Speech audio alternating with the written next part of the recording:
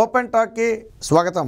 TDP Janasena పొత్తు తర్వాత రాబోయే ఎన్నికల్లో ఏ పార్టీ ఎన్ని సీట్లలో పోటీ చేయబోతుంది, ఎక్కడెక్కడ పోటీ చేయబోతుంది అనే విషయానికి సంబంధించి ఏపీలో తీవ్ర ఉత్కంఠ అయితే ఉన్నమాట వాస్తవం. ముఖ్యంగా టీడీపీ జనసేన అభిమానులు కార్యకర్తలు కూడా ఒక ఉత్కంఠ ఉంది.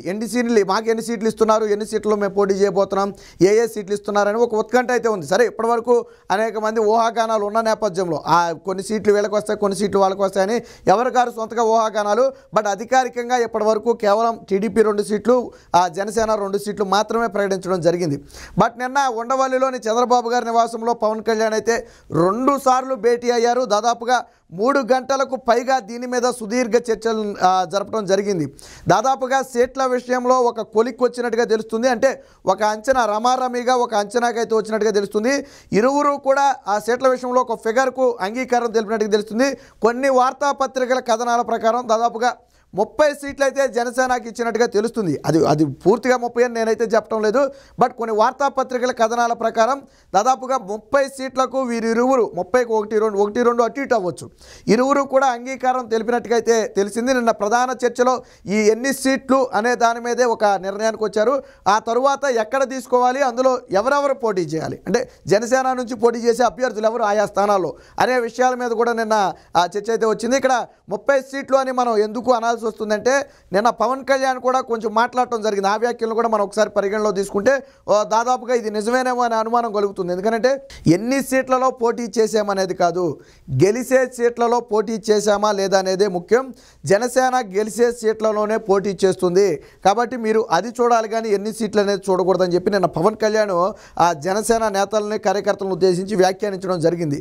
సో అంటే ఆ ఎక్స్పెక్టేషన్స్ ఒకవేళ భారీగా ఉండుంటే దానికి వెనక్కి మనం ఎన్ని సీట్లలో పోటీ చేసిన ప్రతి సీటు కూడా గెలిచే సీటే మనం పోటీ చేస్తున్నాం. ఆ విషయాన్ని మీరు గుర్తుపెట్టుకోవాలని చెప్పి చెప్పడం జరిగింది. ఇక కొంతమందికి నిరాశ నిస్పృహలు ఉంటే ఉండొచ్చు. ఎందుకంటే ఈ పొత్తు విషయంలో, సీట్ల విషయంలో కానివ్వండి లేదా ఇంకో దాంట్లో కానివ్వండి నిరాశ నిస్పృహలు ఉంటే ఉండొచ్చు. బట్ రాష్ట్ర ప్రయోజనాల కోసం సర్దుకుని ముందుకు వెళ్లాల్సిన అవసరం మన మీద ఉంది. ఆ విషయాన్ని కూడా మీరు అందరూ కూడా గుర్తుపెట్టుకోవాలి.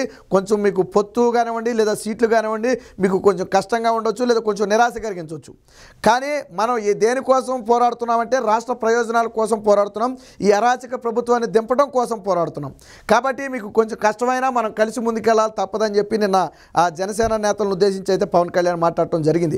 సో దీన్ని బట్టి ఒక క్లారిటీ వచ్చింది. ఏంటంటే ఇందాక మనం అనుకున్న దాదాపు 30కి ఫిగర్ అయితే ఖాయమై ఉండొచ్చు అనే అనుమానాలు ఉన్నాయి. 100% అదే ఫిగర్ అని నేనైతే చెప్పడం లేదు, కానీ ఖాయమై ఉండొచ్చు అనే అనుమానాలు అయితే వస్తున్నాయి. త్వరలోనే దీని మీద కూడా ఒక క్లారిటీ రావచ్చు. ఎందుకంటే ఆల్రెడీ నిన్న భేటీలో ఈ ఫిగర్ మీద అయితే క్లారిటీ వచ్చేసింది. ఇక ఇదే సమయంలో ఉమ్మడి కార్యాచరణను కూడా పక్కాగా అమలు చేయాలని చెప్పి నిన్న నిర్ణయించడం జరిగింది. క్షేత్రస్థాయి వరకు, రాష్ట్ర స్థాయి నుంచి క్షేత్రస్థాయి వరకు కూడా ప్రతి కార్యక్రమాన్ని ఇరు పార్టీలు కలిసి చేపట్టాలి. అలాగే లేదంటే ఏదైనా మనస్పర్ధలు వస్తే అది రేపటి రోజున ఓట్ల మీద ప్రభావం చూపుతుంది, ఓట్లు చీలే అవకాశం ఉంటుంది. యాంటీ ఓటు ఎట్టి పరిస్థితుల్లో కూడా బయటికి చీలకూడదు. అంటే ఇరు పార్టీల మధ్య ఓట్లు చీలకు రాకూడదు. టీడీపీ పోటీ చేసిన దగ్గర జనసేన ఓటు వేయకపోవడం లేదా జనసేన పోటీ చేసిన దగ్గర టీడీపీ ఓటు వేయకపోవడం వంటివన్నీ జరగకూడదు. ఇరు పార్టీల మధ్య ఓట్ల బదలాయింపు సక్రమంగా జరగాలి. క్షేత్రస్థాయి వరకు కార్యకర్తలను సన్నద్ధం చేయాలని చెప్పి నిన్న భేటీలో కూడా మాట్లాడుకోవడం జరిగింది. ఎందుకంటే ఇప్పటివరకు జనసేనకి 2.5 సంవత్సరాల ముఖ్యమంత్రి పదవనో లేదా సగానికి సీట్లనో లేదా రకరకాల ఊహాగానాలు వైసీపీ సృష్టించింది. ఆ స్థాయిలో వారిని రెచ్చగొట్టింది. సో ఇప్పుడు కన్నా ఆ ఎక్స్పెక్టేషన్స్కు తగ్గితే ఖచ్చితంగా వాళ్ళు డీలా పడే అవకాశం ఉంటుంది, కొంచెం నిరుత్సాహం వస్తుంది. దాన్ని క్యాష్ చేసుకోవచ్చు రేపొద్దున అనేది వీళ్ళ ప్రధాన ఉద్దేశం. మమ్మల్ని తక్కువ చేశారనే ఫీలింగ్ వాళ్ళకి వస్తే వాళ్ళు ఓట్లేరు, ఓట్లు చీలిపోతాయి అనేది వైసీపీ ప్రధాన ఉద్దేశం. బట్ ఆ కుట్రను ఛేదించాలి. ఖచ్చితంగా క్షేత్రస్థాయిలో ఓట్ల బదలాయింపు పక్కాగా జరగాలి. దానికి ఆయా పార్టీలు కలిసి కార్యాచరణను రూపొందించాలని చెప్పి నిన్న మాట్లాడుకోవడం జరిగింది.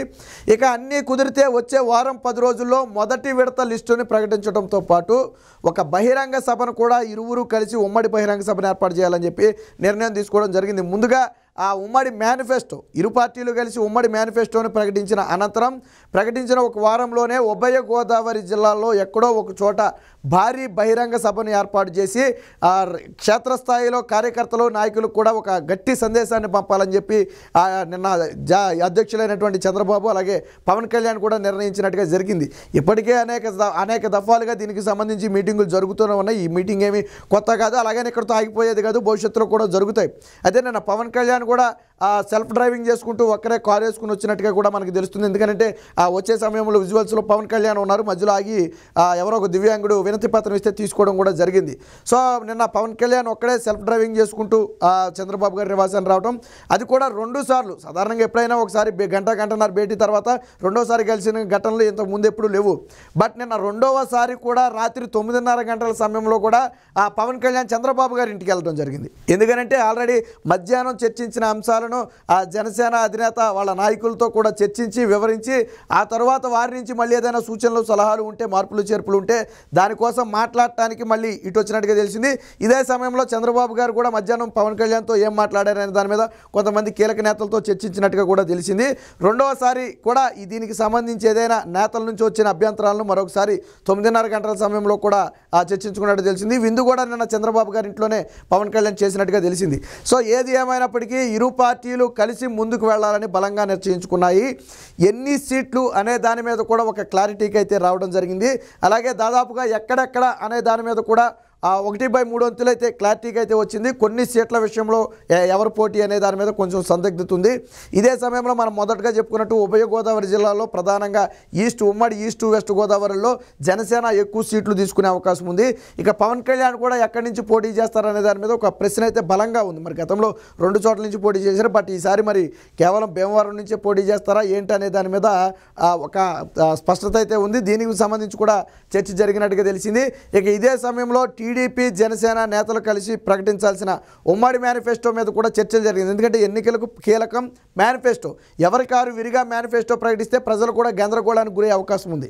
కాబట్టి ఉమ్మడిగా కలిసి ఒక మేనిఫెస్టోను విడుదల చేస్తే ఇరు పార్టీలు కూడా మేనిఫెస్టోకి కట్టుబడి ఉన్నట్టుగా ప్రజల్లో అవగాహన వస్తుంది. అలాగే ప్రజల్లో కన్ఫ్యూజన్ కూడా ఉండదు. కాబట్టి ఉమ్మడి మేనిఫెస్టోకి సంబంధించి కూడా ఆల్రెడీ చర్చ నడుస్తుంది. ఇప్పటికే సూపర్ 6 అని తెలుగుదేశం పార్టీ ఒక 6 కార్యక్రమాలను అయితే ప్రకటించడం జరిగింది. ఎప్పుడో ప్రకటించారు వాటిని.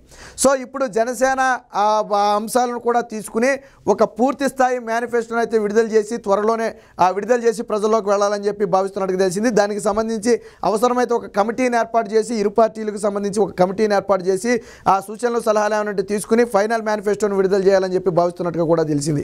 ఏది ఏమైనా అన్నీ అనుకున్నట్టు జరిగితే వచ్చే వారం 10 రోజుల్లో ఉమ్మడి మేనిఫెస్టో విడుదలతో పాటు ఉభయ గోదావరి జిల్లాలో ఎక్కడో ఒక చోట నుంచి అయితే భారీ బహిరంగ సభ ఏర్పాటు చేయబోతున్నారు. ఇదే సమయంలో క్షేత్రస్థాయిలో ప్రతి కార్యక్రమాన్ని కూడా టీడీపీ జనసేన కలిసే చేయాలి. 175 నియోజకవర్గాల్లో కూడా పార్టీ నేతలందరూ కూడా ఇరు పార్టీ నేతలందరూ కూడా కలిసే ఆ కార్యక్రమాలు నిర్వహించాలని చెప్పి నిన్న సమావేశం సందర్భంగా నిర్ణయించడం జరిగింది. ఏది ఏమైనా ఒక అంశాన్ని మీద క్లారిటీ రావడంతో కొంత ఊపిరి పీల్చుకోవచ్చు. ఎందుకంటే ఇప్పటివరకు తీవ్ర ఉత్కంఠ ఉంది. ఎన్ని సీట్లు ఎన్ని ఇస్తారు, మళ్ళీ చివరిలో ఏమైనా పొత్తు చెడుతుందా, బయటకు వస్తే మళ్ళీ పరిస్థితి ఏంటంటే రకరకాల ఊహాగానాలు వచ్చాయి. గతంలో కూడా 2 సీట్లు ప్రకటించిన సందర్భంలో వైసీపీ దాన్ని క్యాష్ చేసుకునే ప్రయత్నం చేసింది. నిన్న నేతల మధ్య అది కూడా చర్చకైతే వచ్చినట్టుగా తెలిసింది. భవిష్యత్తులో అలాంటి ఘటనలు జరగకుండా జాగ్రత్త పడాలని చెప్పి ఇరువురు నేతలు కూడా నిన్న నిర్ణయించడం జరిగింది. ఏది ఏమైనా త్వరలోనే ఉమ్మడి మేనిఫెస్టోతో పాటు ఒక భారీ బహిరంగ సభకైతే నిన్న రూపకల్పన చేసినట్టుగా తెలుస్తుంది.